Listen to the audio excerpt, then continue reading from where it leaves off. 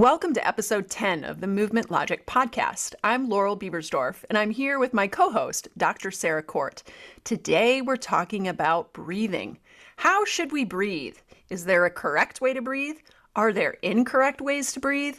As people who help people learn movement, should we also be helping people learn to breathe too? Here is a bit of what we'll cover. Is there a right and wrong way to breathe? Or is there a right or wrong way to breathe depending on the context? I'm thinking of the question of whether to breathe through the nose versus the mouth. And a lot of times what I understand is that it's better to breathe through the nose. And then belly breathing versus chest breathing, which, a lot of times I hear that it's preferable that we breathe and have our belly move and not our chest, or we should have our belly moving or it's wrong, because we tend to hear that, there's a way that's better than the other. We'll be getting into, whether or not that is true or what our opinions are on that. What happens to our breathing when people tell us how to breathe? So is it helpful to be told how to breathe? Are breathing techniques helpful? Is it helpful to be instructed on some supposed optimal way to breathe? And is having someone else influence our nervous system and maybe in some cases override what would be the natural functioning of it, is that helpful? Can it be helpful? If you then make changes as the breather, breathing differently to your breathing, do those changes last beyond the interaction with the teacher, the coach, who's ever, changing your breathing or helping you change your breathing? Are these more long-term changes or are they just short-term changes? So Sarah and I are coming at this from different perspectives. Sarah's a physical therapist. I'm a strength coach and yoga teacher. And so also we haven't really had this conversation before. We've not discussed this at any length ever. So we're coming at this a little bit from our own perspectives, off the cuff, and we're going to come to our own understandings together here for you live, or not live. You're listening to this after the fact. It's not a live recording.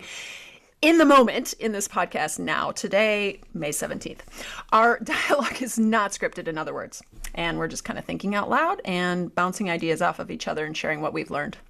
I have mixed feelings personally about telling people how to breathe, even though I've done it for a while as a yoga teacher in various ways, things like marking the breath with vinyasa flow type sequences of inhale, step your foot forward, exhale, warrior two.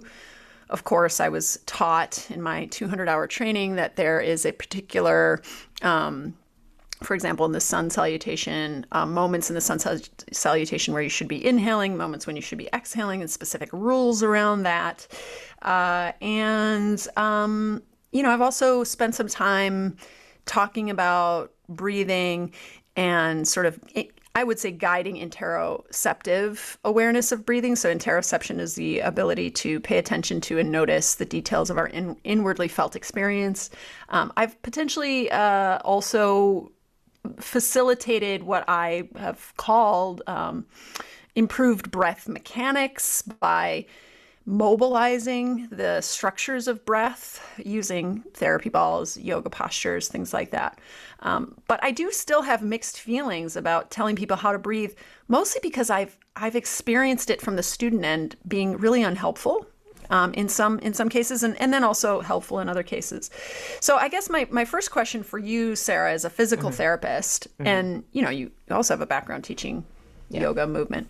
Do you fiddle with your patients' breathing mechanics in the clinic? Is this something that you work on with them? I do, and that is the technical term, is fiddling. Fiddle. Yes. Patient comes in and I'll almost be like, well, today we're going to fiddle with your breathing mechanics. I do, but it's a case-by-case basis.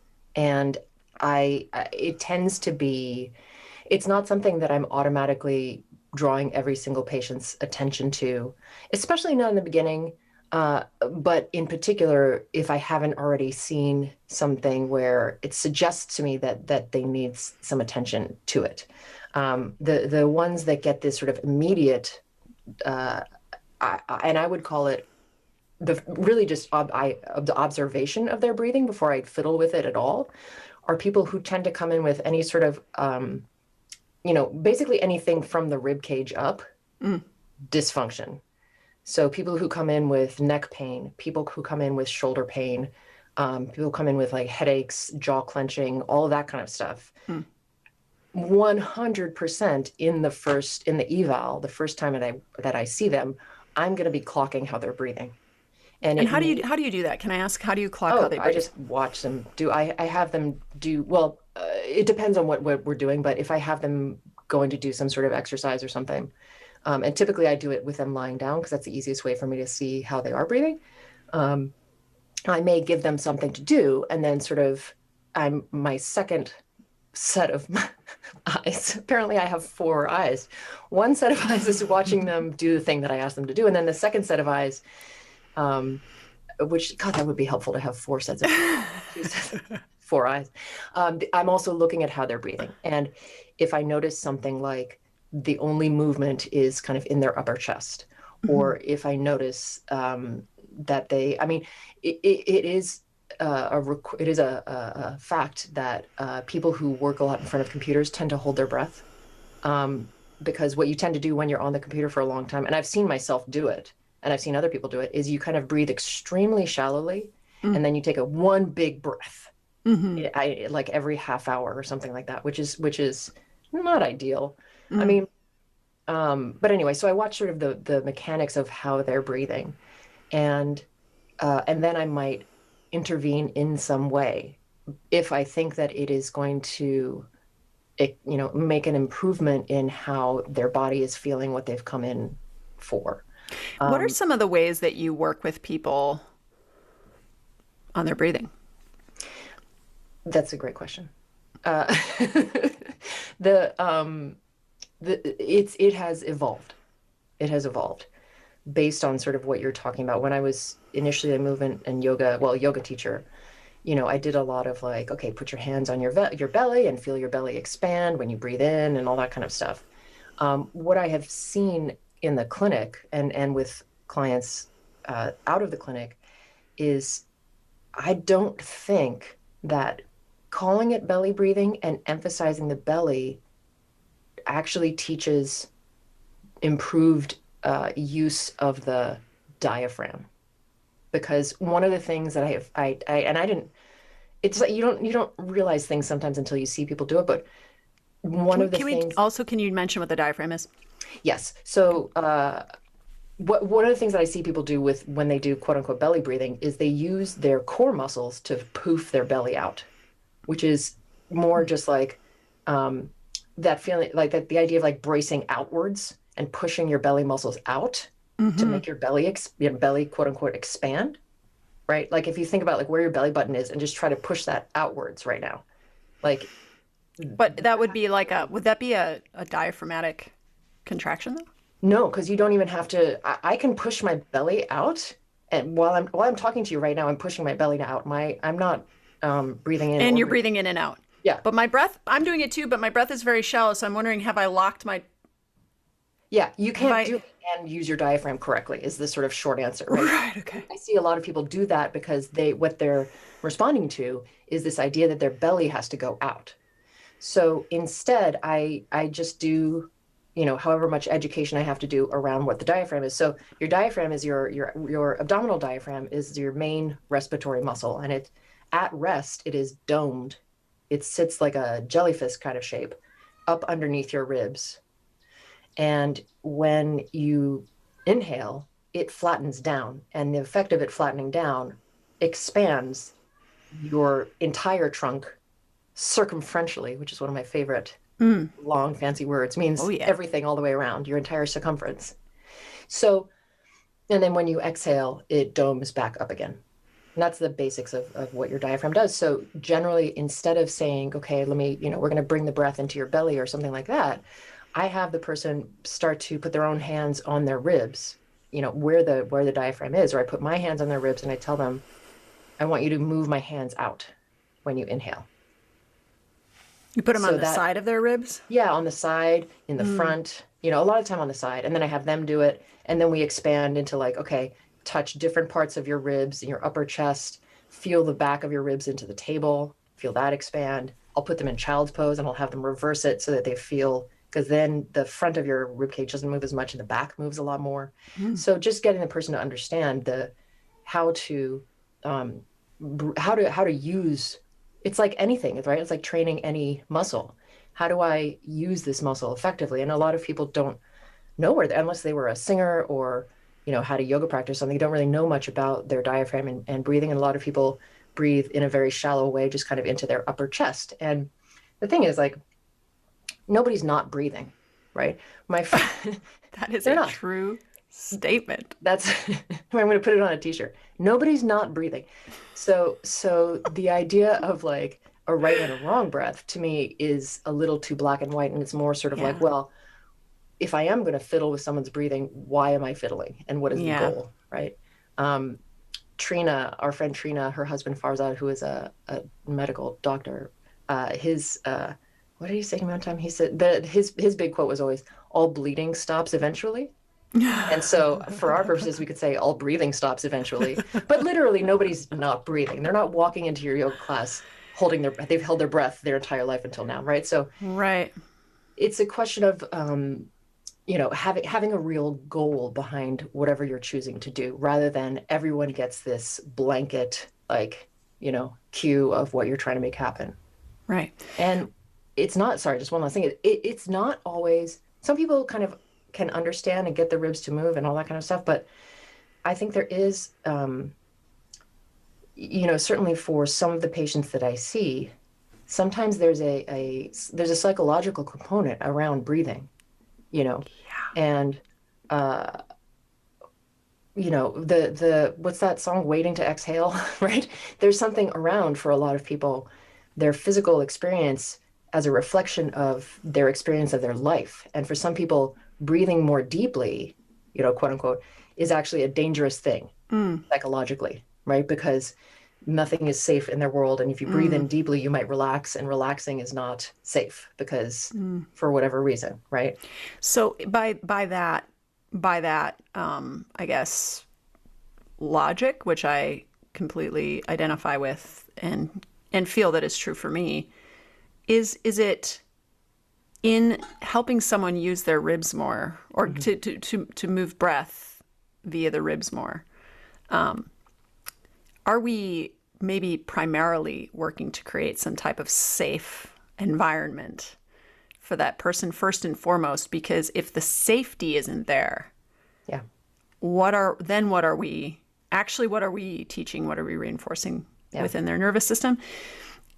And establishing yourself as a safe person to this person, and there's obviously levels of this. I mean, I had a client that I worked with a long time ago who had been a victim of a sexual assault, and I had been working with her previous to it, and then afterwards, when we were working together, the what we did completely changed, and there were entire sessions where we just laid down on the floor next to each other and breathed for an hour, and that was it, because that was what needed to be what's the word I'm looking for?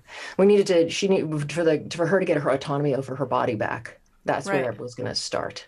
Right. But that's obviously an extreme case, and that's not something that you necessarily are even knowing about if you're teaching a group class, right? But you can assume that a large percentage of your students have had sexual trauma.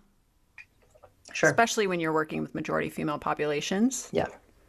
I think that's I right. think that it's like, oh gosh, is it 1 in 5 or 1 in? It's something like that. It's like 1 in 4 or 1 in 5 women have experienced sexual trauma, sexual assault. Yeah. And other types of trauma as well. So this idea of manipulating the mechanics of breathing via some type of external intervention, whether that be instruction, hands-on, teaching someone how to use a prop differently, versus facilitating an environment of safety I think these are very different, but very much related. Yeah. And I think that when I think back on all of the bad experiences I've had with learning to breathe differently on various levels, the environment was not safe. Yeah. You probably didn't. The For times me, it wasn't sure, safe for me. sure. And that's, it is such an individual thing. And I think as well, I've also had experiences that didn't feel good. And I think it does also go back to like, oh, well, for whatever reason, I didn't like or I didn't trust the person trying to teach this thing to me. Therefore, I didn't trust what they were trying to make me do. Yeah. Yeah. Yeah. So you do work with patients on breathing, especially if you see that type of intervention being a potential piece of the solution puzzle to whatever problem they're coming to you with. Yeah. And sorry, one other thing I wanted to say, because this is specific to what I do as a PT, but it's not irrelevant to the work that we all do as movement teachers. Yeah.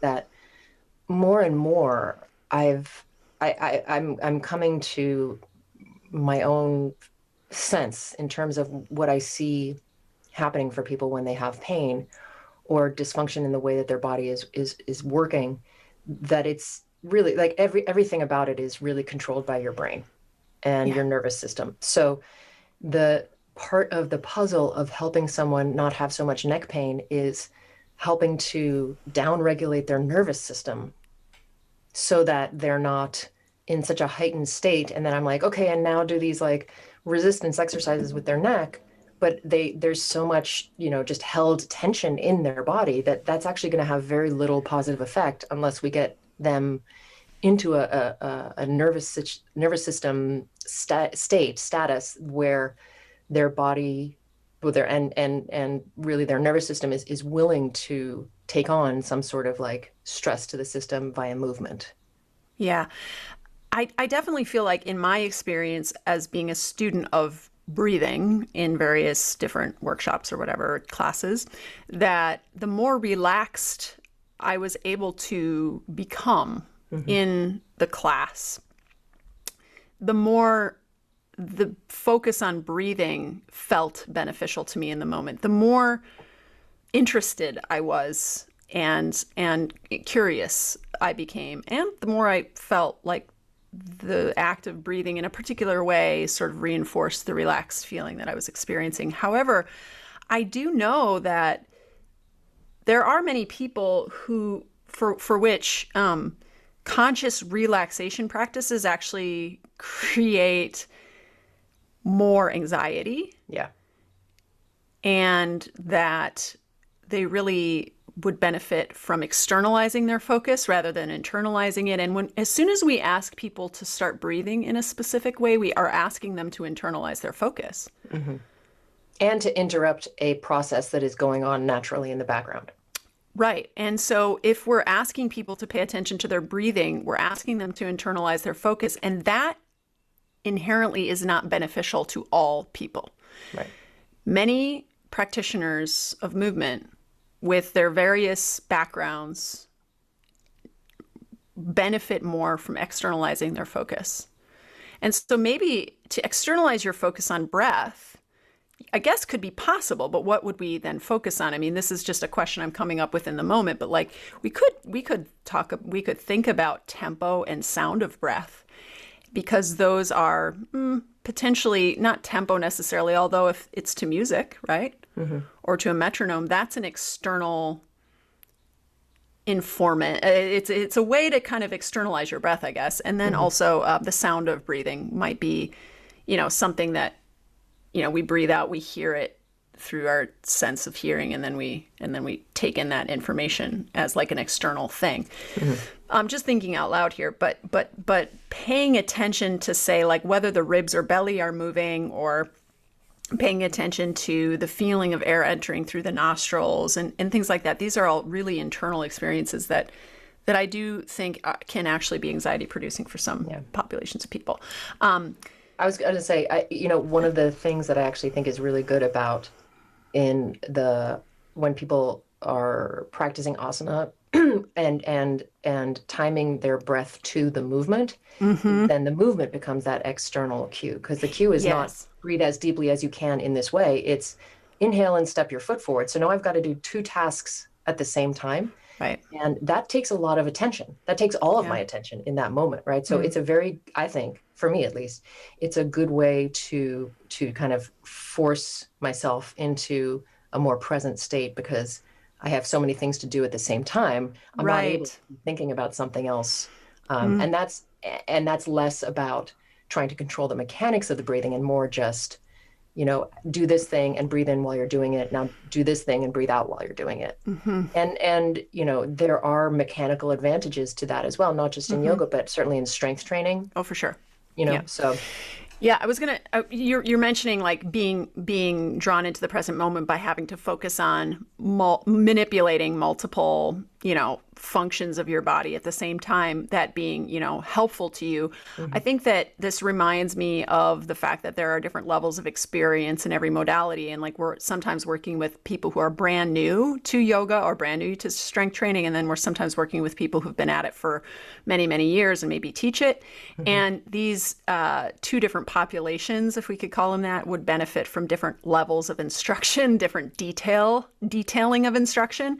And so my approach has often been with beginners to strength training, as well as, beginner yoga students.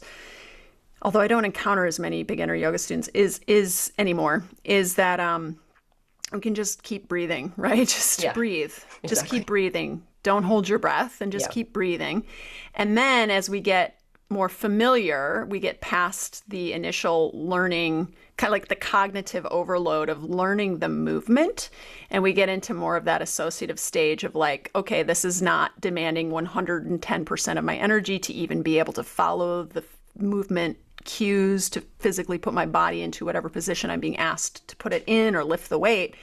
Now let's actually dig a little bit deeper and go a layer toward a little bit more nuance and think about how we're breathing. And so for strength training, it's exhaling at the sticking point. Maybe in very heavy lifts, holding the breath, although I have not had a need to teach students how to hold the breath, although students will often ask, like, should I be holding my breath? And they're doing a fairly heavy lift. And my answer is like, so for example, my pull-up program, it's like, yeah, you may find yourself naturally holding your breath, and that's not wrong. It's your body's strategy, which you will potentially improve upon that strategy and might find yourself holding your breath less or more, depending, but it's your body's strategy to create stability, intra-abdominal pressure, like pressure within the abdomen, intra-abdominal pressure, by basically creating more rigidity, right? So what is exhale at the sticking point mean? So exhale at the sticking point, thank you, is in traditional strength training, we're moving a weight typically toward and away from the floor, or we're moving a weight through a ray of movement, and within each degree of that ray, we're having to overcome more or less resistance depending on what our muscles' mechanical advantage is relative to the resistive force. Okay, so this is where like the physics of it come into play. But you'll notice that, say, when you do a bicep curl, which is always the example given, because like I don't know why it's like the poster child of strength training, but it's like I think everyone can like point at their arm and be like, I understand that there's a muscle like right there. Mimic the bicep. They know what the bicep is, right? Yeah. If you're doing a bicep curl, your bicep muscles, your elbow flexor muscles have the most amount of mechanical advantage at 90 degrees of elbow flexion, and they have less when your elbow is straight. So getting the bicep curl started is harder from the muscular standpoint. And so then when you're at 90 degrees of elbow flexion, it's a little bit, your muscles are more advantaged to be able to work. However, then at that 90 degrees of elbow flexion, the resistive force is also if you think of the resistance as the opponent to the muscles, it's also your opponent is also incredibly advantaged. In other words, the resistance is highest at that 90 degrees. So it's really a good thing that at that range of motion of 90 degrees of flexion, your muscles are able to work the hardest, because that's when the resistive force is the greatest, right? I mean, it's fairly easy, energetically speaking, to just hold a suitcase by your side, which is the beginning of a bicep curl, right? Or to hold a bag of groceries. But then you would never carry a bag of groceries at 90 degrees of elbow flexion, right? Right. Because you have to work really hard to hold something like that. For the reason of the resistive force having quite a bit of leverage over you. So when you're doing a bicep curl, you might exhale through that 90 degrees of flexion, because that's when the going is getting tough, and that's when the tough need to get going. And that's the sticking point? Which is an advertisement for Ford trucks. And also an old movie called Romancing the Stone that you may be too young for, but there was Oh, no, I'm not. ocean, and I believe it was called When the Going Gets Tough, and then parentheses, the tough get going. Yeah, and so then this curve of relative mechanical advantage changes for every exercise. So the deadlift, right, begins from the floor, and we have to flex our hips to about 90 degrees and lengthen our hamstrings and lengthen our glutes. And from that place of increased muscle length, we actually have a lower mechanical advantage at those two muscle groups. Then we're having to overcome the inertia of the weight and the resistance, the weight, the mass times gravity of the thing we're lifting. And so that's the sticking point. That's the hardest point, because we're most disadvantaged, and the resistance is the hardest to overcome. Yeah. Meanwhile, when we're standing all the way up, right, and just holding on to the weight, we could probably hold that position, for much longer than hovering the weight above the floor in that flexed hip position. So the sticking point is where we want to exhale when the going gets tough toward the end of the set, especially, right? That becomes more important. But in the beginning, when I'm working with beginning weightlifters, it's like, let's actually first focus on pressing the floor down with the feet. Let's work on tempo, moving at a particular tempo. Let's work on creating a line of pull and creating a body position that facilitates that efficient line of pull. And then questions start to naturally arise, or I start to notice, like, hey, it might be helpful if you use your breath in this way after they've learned the exercise, right? And after they've built a level of strength, and their nervous system has gotten used to this type of stress that's being placed on it.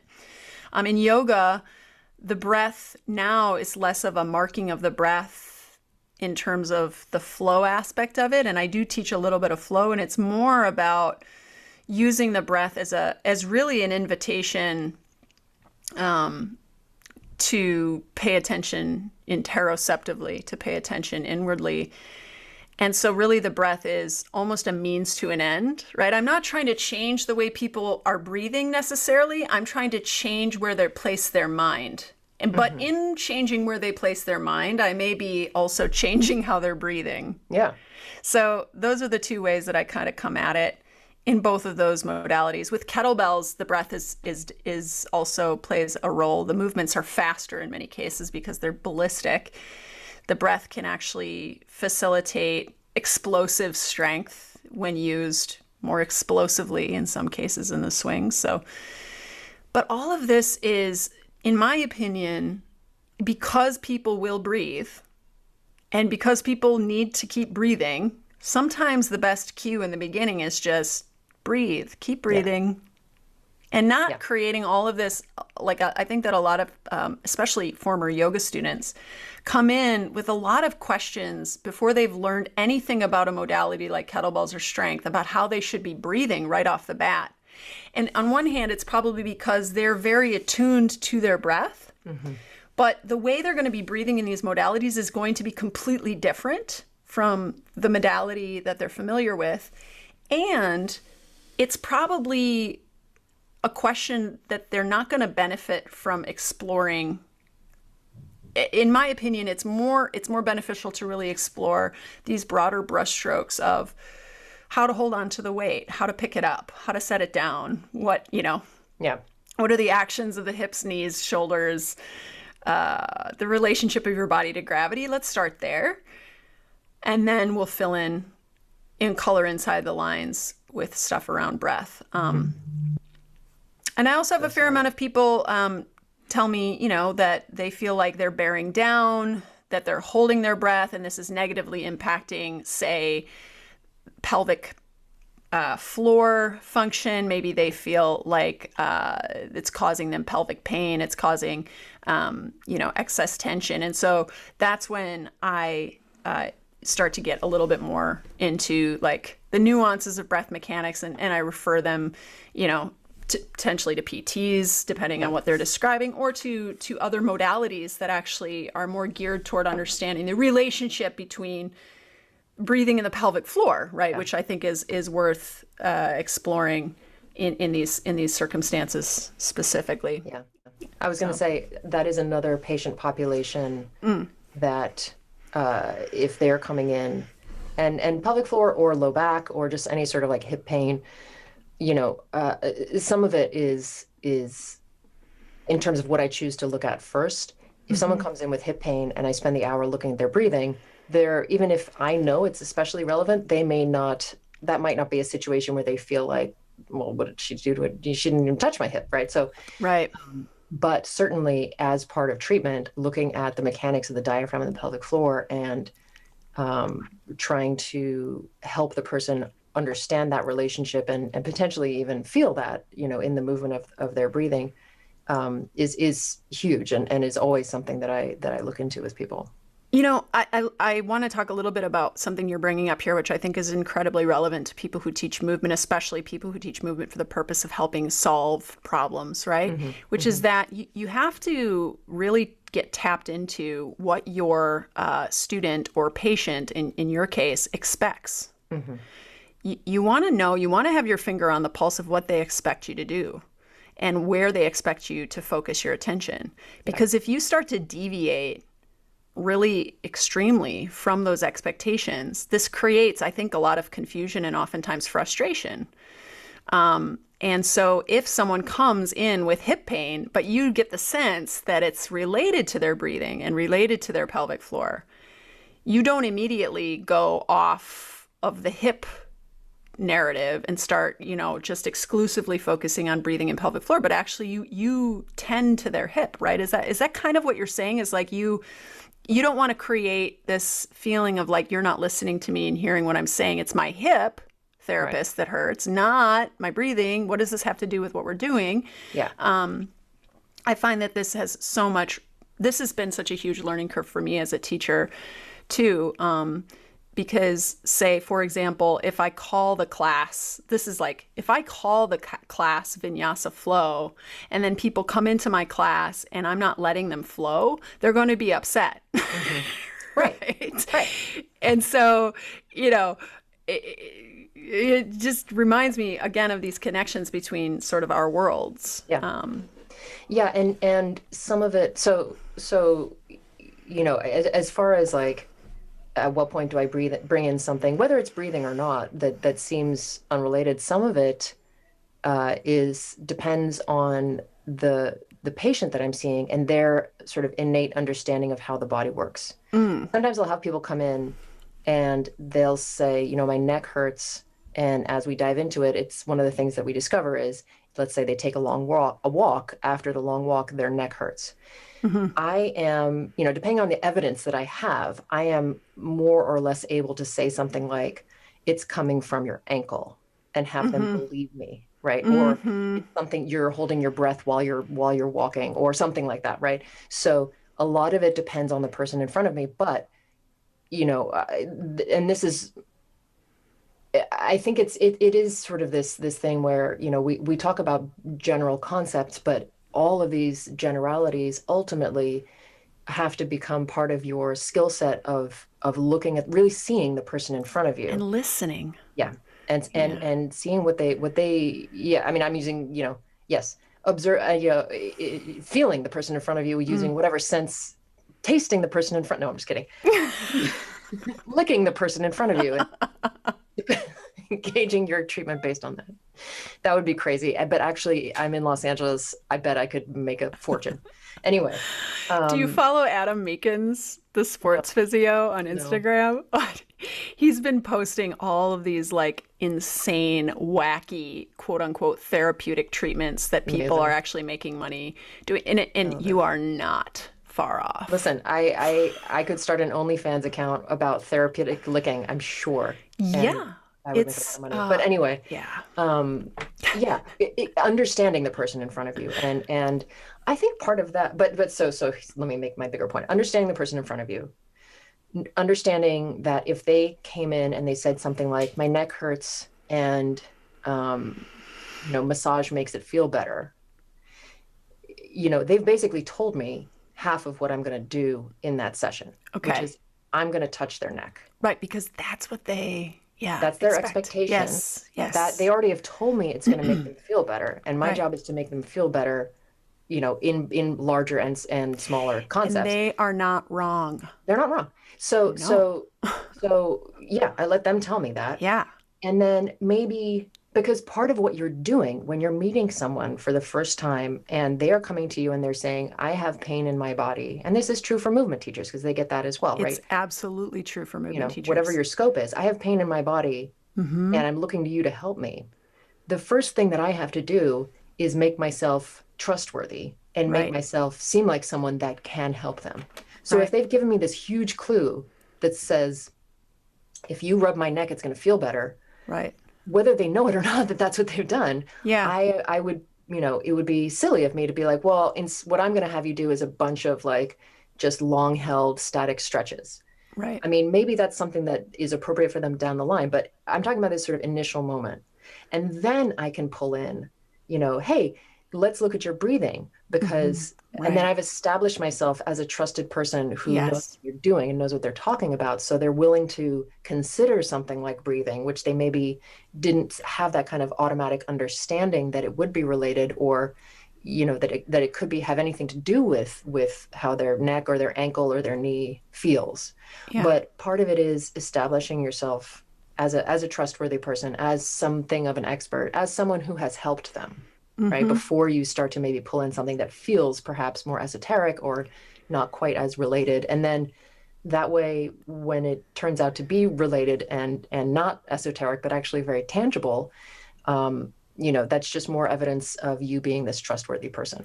Yeah. And we were talking in the episode about how often you should exercise, about increasing compliance, like increasing the likelihood that someone will continue exercising after engaging in some type of exercise program.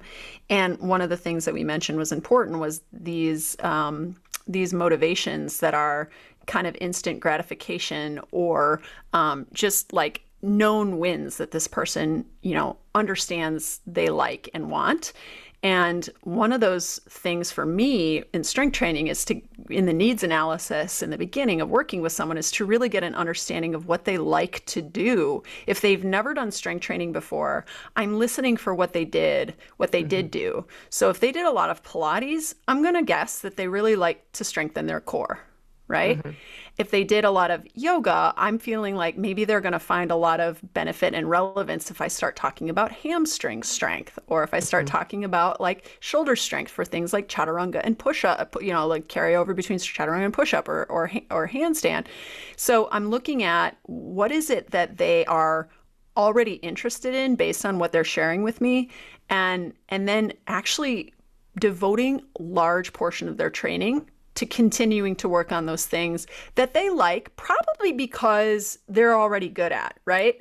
So that I can then give them things that they're not good at, which they might not like right off the bat, but because I've given them enough of the things to do that they understand the meaning that is meaningful, they understand why it's meaningful, and it's because it's already meaningful to them, then I create this space, this opportunity to give them something else. One of my longtime teachers from yoga would always say, give them what they want so you can give them what they need. Yes. Kind of a thing. And I think that is just so true for all human relationships, actually. And a lot of the time, I think what people want is they want to be heard. They want to be understood. And we cannot hear or understand our students or our patients unless we listen. So this is all kind of, our tangent away from this idea of breathing. But what I will say, and I think that's what's coming up for me in this conversation, is that there are some students or patients that know that they want to focus on breathing. And they may or may not need to, right? It's like my beginners who come in and are like, tell me how to breathe. I'm like, well, first let's learn how to hinge, right? Right. And then there are the students who come in and they have no idea that some of their problems might be resolved by working on breathing, but they have this other idea of what they need to be doing, right? And you need to give them that. What is breathing? I want to talk about breathing from a little bit more of a, like, let's go back. Let's go way, way back. Like, what is breathing actually? Because then maybe we can understand sort of what systems we are actually manipulating when we change the way someone is breathing. So what is breathing? Breathing is, from my understanding, the exchange of gas in the alveoli, and I don't even know if I'm pronouncing that word correctly, which are the sacs, the air sacs of the lungs, which are the final generation of, you've got your trachea, your bronchioles that branch off, and your beautiful, tree branch of lungs, right and left side, to these little air sacs that maybe you could think of like tiny little grapes full of air. And the membrane is so thin, and there's this really almost immediate exchange of gases, of O2, oxygen, with CO2, right, from the body that comes out as the exhale, and then the O2 coming in as the inhale. So that why are we breathing? Like, this exchange of gas is what's happening when we breathe. That's why, but like, what does that gas do? What does it, why do we need oxygen? Well, some of, I mean, it's oxygen powers all of our cells. Yes. All of our cells. But the other thing to think about is the relative pH level of your blood. And the impulse to breathe in, my understanding, is actually generated by receptors that are sort of, for want of a better word, tasting how acidic your blood is. Yep. And what creates blood acidity? Carbon dioxide. Right. So if you have too much carbon dioxide in your system, your little receptors are tasting it and saying, we need to get this out of here. Yeah. But you can't exhale if you haven't inhaled. So fortunately, the inhale is also useful.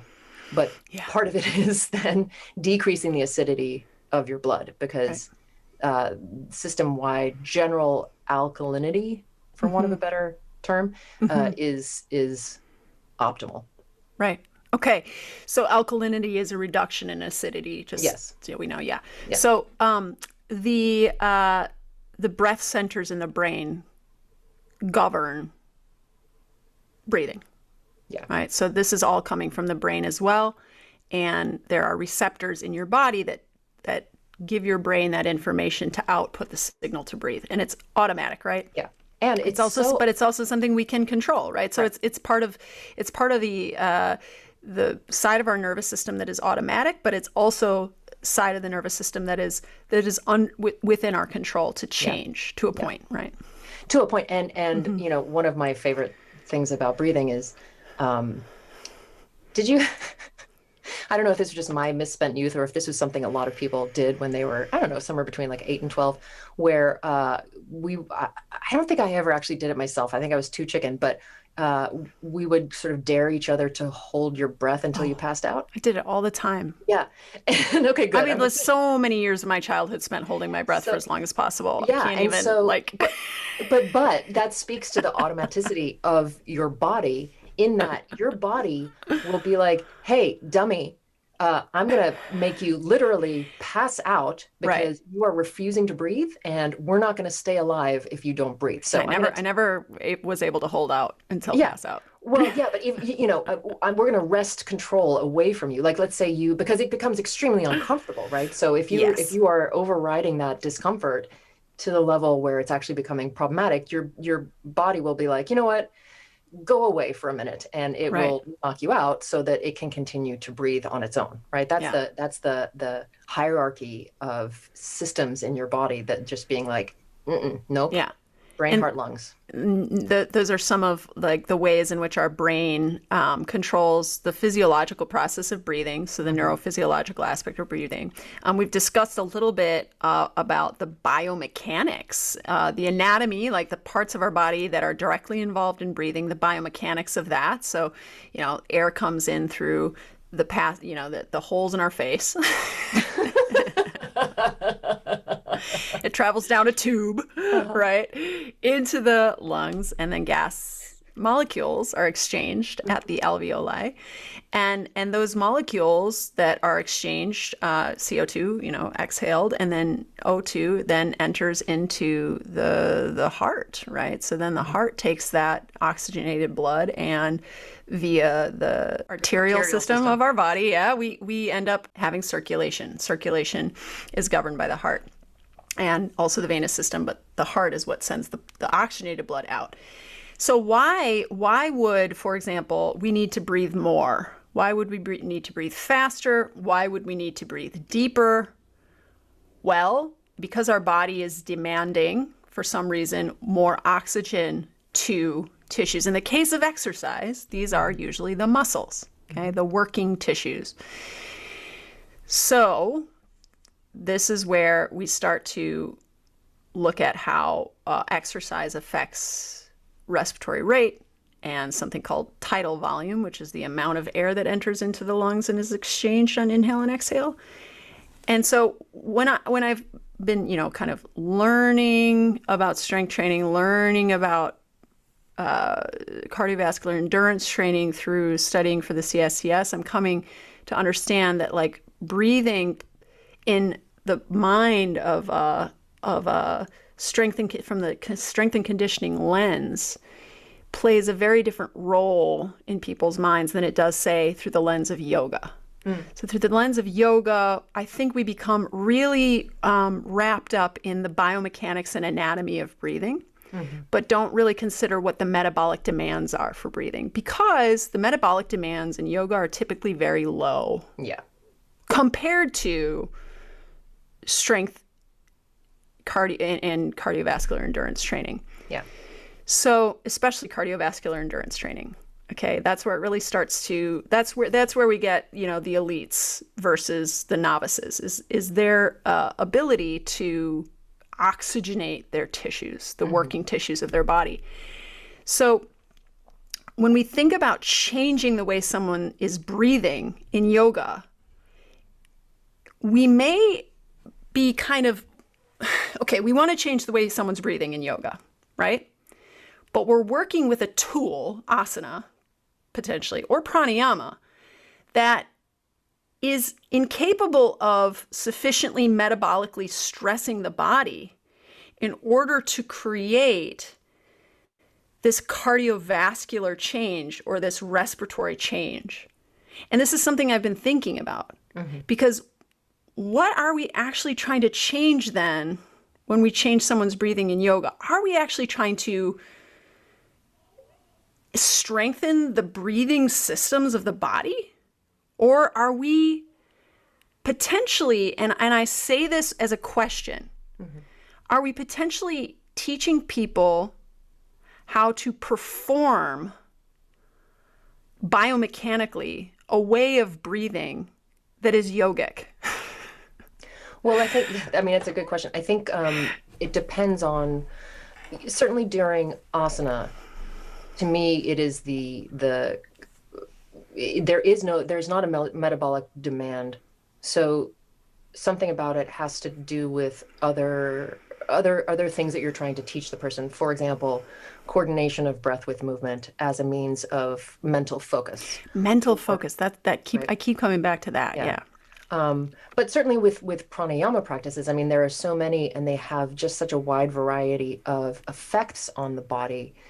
To me, again, typically pranayama practice is practiced either seated or, in a particular position that's not changing a lot of the time if you're just focusing on pranayama. So it is not a, strength and conditioning, oxygen, respiratory rate consideration, and it is a nervous system consideration. And what are we trying to do to the nervous system? Are we trying to rev it up, or are we trying to calm it down? I mean, there's practices, I think it's called Brahmari, where you kind of buzz through your nose. That's actually really more about my experience of it is it helps to clear out your sinuses because you're literally just vibrating your sinuses, which is kind of great if you have allergies or things like that. So the some of the origins of some of those practices are not cardiovascular. They are more they have other goals or they're working on other systems or something like breath or fire. Bastrika. Yeah, has a nervous system elevation, a sympathetic upregulation quality, which may be what you're trying to induce. And there are other breathing practices like where you're counting to the inhale and you're things like that are more downregulating, and that's what you're trying to induce. So, and it all depends on the person, right? That whether or not any of these are actually calming or downregulating. Right. It depends not just on the person practicing them, but like who else is in the room and what's going on. Because and the person asking you to do the thing. Right? I had some of the most painful and anxiety-producing experiences in a pranayama program, and with a teacher who was very particular about how I needed to sit and how long I needed to hold my breath and how long I needed to inhale and exhale. And just, it was very formulaic. It was very prescribed. And I was in pain. Like I couldn't sit in these ways for as long as she wanted me to. And I wasn't able, I felt just very like I couldn't relax enough to take a full breath. Even though that was like what was the ideal and what I was being asked to do. And like, I hate that feeling as a student of like not being able to get it, because it's just not working. And I found that to be like unfortunately, one of my first experiences with pranayama. And then when I took the yoga tune-up training with Jill Miller, she was like, lie down, we're going to do pranayama. I was like, oh, thank God. Like, you mean I can lie down and do pranayama? And I was able to be relaxed. So that kind of goes back to what we were talking about before, which is the difference between teaching someone the biomechanics of breathing, whether that be the seat or the way that their ribs should move relative to their belly, or the amount of time that they should take to inhale and exhale, versus creating an environment that individual feels is safe, where their body can relax and where they can have the cognitive space to actually focus on breathing. Yeah. I mean, I think across the board, we can all agree that the worst way to get somebody who is not relaxed to relax is to tell them to relax. Nothing makes me personally more instantly just at a 10 on the anger scale if someone tells me to relax, especially if it has relax and then lady afterwards. Those two words together, pretty much, if you want me to punch you in the face, just come up to me and say, relax, lady. Or, calm down, or any of those things, any of those instructions where what you're saying actually, yes, would be ideal maybe for the person in that moment, but the delivery system and the language has a completely opposite effect. It's like when people say, don't panic, you're like, what? Why? Ah! Yeah. So, yeah, sometimes being told to relax is extremely unrelaxing. Yeah. In my experience. I do think that the effects of conscious relaxation can carry over into our lives long term, just like the physiological adaptations of strength training can carry over into our being able to more comfortably engage in activities of daily living and meaningful life activities, right? But I wonder if we can facilitate conscious relaxation with a little bit less pickiness around how someone is breathing. So, for example, here's a question for you, Sarah. And I wanted to get into this in specific deal. Like, what's your take on, if both as a student of yoga, as a former teacher of yoga, as a PT, like, what's your take on this idea that you should be breathing in through your nose rather than your mouth, or that you should be, let's start with that one actually before I give you too much to think about, like nose breathing versus mouth breathing. I find it very, very difficult sometimes to breathe in and out through my nose. And the idea that I should be is just very, like, I'm a little bit like, why? You know? Well, there are physiological reasons why breathing through your nose is beneficial that have to do with the pathway of air through your nostrils, the fact that the air gets warmed and cleaned a little bit by your nose hairs before it goes into your lungs, versus through the mouth, which bypasses that. Sometimes you want to bypass that because the oxygen need is really high. Like when I'm doing a hard hike and I get to the top of the hill, I'm not standing there going, I'm going, right? Because what my body needs the most in that moment is not the warmest, cleanest air. It's just the most air possible, right? Yeah. So depending on the demand level, if you are forcing an override where you are breathing through your nose, that may actually cause more anxiety or make you more uncomfortable because it's just not delivering enough oxygen to your system. And sometimes that's the practice. Like sometimes the practice is like, let's get comfortable with discomfort. But I often feel like that piece of it is missing in the instruction a little bit. Well, and I might be misstating this because I am not a Pilates instructor, but I've just spent a lot of time around Pilates people. I believe in the Pilates practice, the cueing is inhaling through the nose, exhaling through the mouth. So, first of all, A, I might be totally wrong, and B, I don't know why. So I'm sure there is a reason, but I do not know what it is. But it is specific to yoga that we emphasize both the inhale and the exhale through the nose. But I think that is also a function of not having this metabolic demand. Yes. That breathing through the nose makes you generally, you're breathing at a slower rate. And so it's having that nervous system impact more than anything else, I think is the goal of that in the asana practice. Yeah. And everyone has a different baseline heart rate, cardiac output. Everyone has a different baseline respiratory rate to reflect that. And so it's also just, I think, really, I think you're on shaky ground when you start making claims like it's better to breathe through the nose. Because it just depends on what you're doing, who's doing it, and their physiological baselines, whether or not they're safe, things like that. If I have a cold, it is not better for me to try to breathe through my nose. in the neck tutorial, Sarah, you do teach the movement logic neck tutorial. You do teach a strategy for taping the mouth. Yes. Can you, because that obviously would cause someone during sleep, right? So it would cause someone to breathe through their nose. So can you talk a little bit about why someone would want to tape their mouth shut? Yeah. Other than that, they have verbal diarrhea. That's a situation where you may want to tape somebody else's mouth shut. But yeah, so this practice of taping your mouth shut while you sleep, it definitely sounds insane, but it's not. There is also, and I know it only sort of generally, and so I'm going to botch this as well, but there is a benefit to breathing through your nose in terms of nitric oxide. That's laughing gas. There's something about the nitrogen. There's something nitrogen related, and that's why I should not be saying this with any sort of authority, but there is something that happens. You're not saying it with authority. You're like, yes, I don't know what I'm saying. I don't know what I'm saying. But there is something when you breathe through your nose that you get more of that, and that is advantageous for some reason. And what I should really do is look that up, and I will, and then we can put it in the show notes what the reason is. Sounds good. I'm not randomly talking about something and people are like, whatever.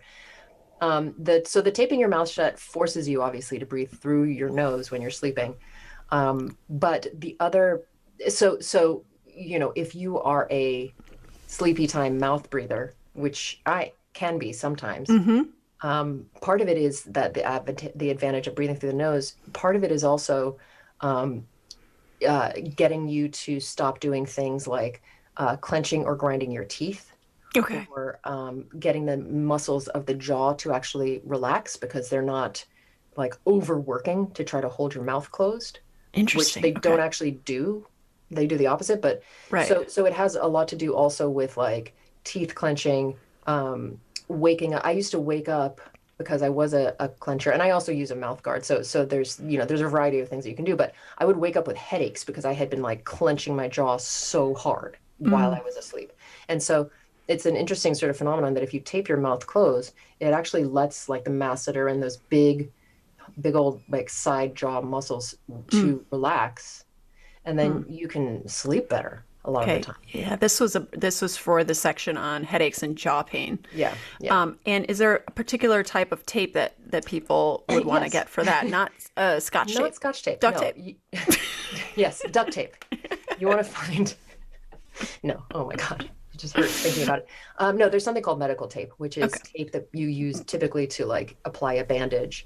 Okay. You want to use like the lightest medical tape that you can find. And the other trick that I learned from doing it wrong is I definitely recommend putting some sort of like chapstick or something on your lips, but before you tape, so the tape is sticking to your skin, not to your lips, because when you take it off, you do not want to remove a layer of your lip skin. It doesn't No. feel great. So that's Okay. that's I my feel like trick you've as learned well. that through Yes, I experience. learned that the hard way.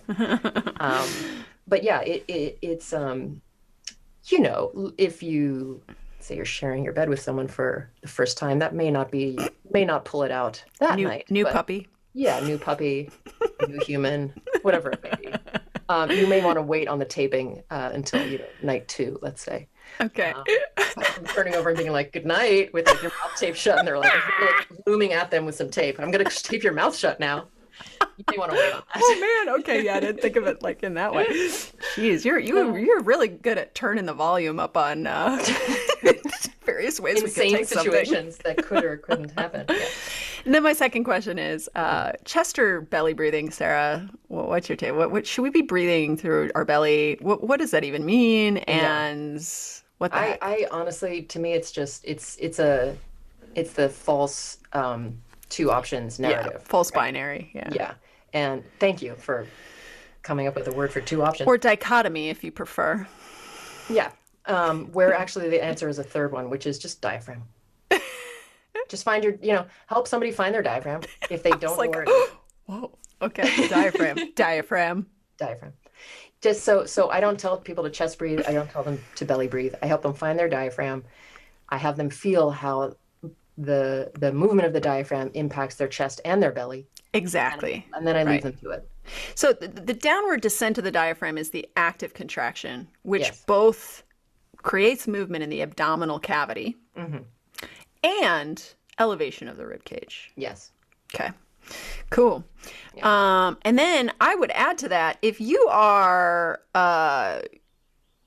stressing your respiratory system, you're going to want to be breathing all the way up in your clavicles eventually, Absolutely. You're going to need every available square centimeter of space to get oxygen into your lungs to be exchanged and then sent out to the working tissues.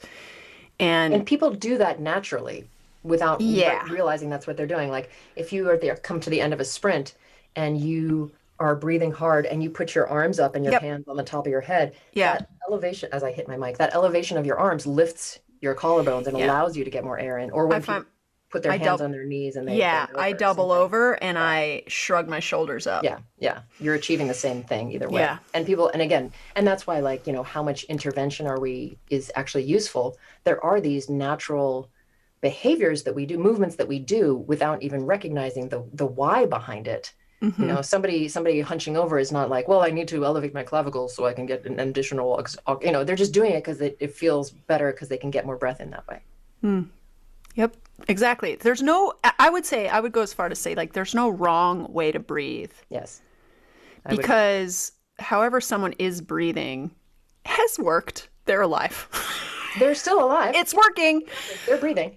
They're But not breathing.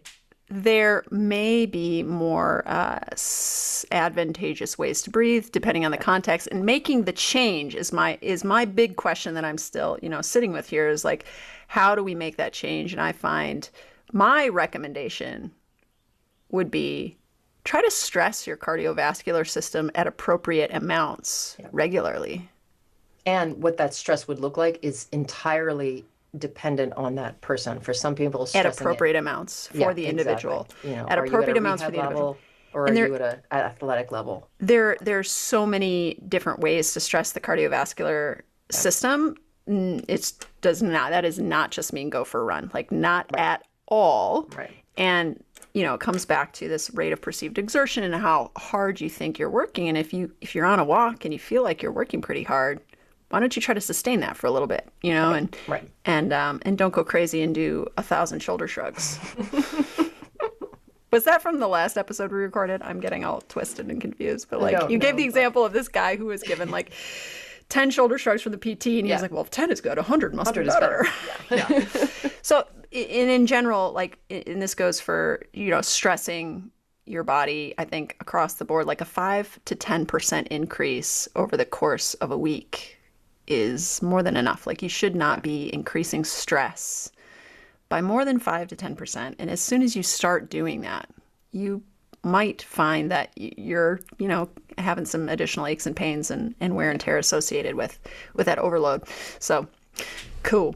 All right. Well, I have to say, I really felt like my Alabama accent is coming right along there in the first couple words of that sentence. Whale. Mine is just a very, very rude. I've got this Midwestern New Yorker Alabama thing going on. Yeah. Eliana's starting to sound like an Alabamian, though. Amazing. It's kind of funny. It's hilarious. She can have a Southern accent if we stay here long enough. Yeah, right. I think that's it. I think that's all for today. I feel like this has been, as always, a very enlightening conversation. A note to you listeners that you can check out our show notes for links to the references that we have mentioned in this podcast, including something about nitric oxide. Yes, I'm going to make a note to myself right now. Look up and say something smart. How to administer laughing gas organically within your own body while sleeping.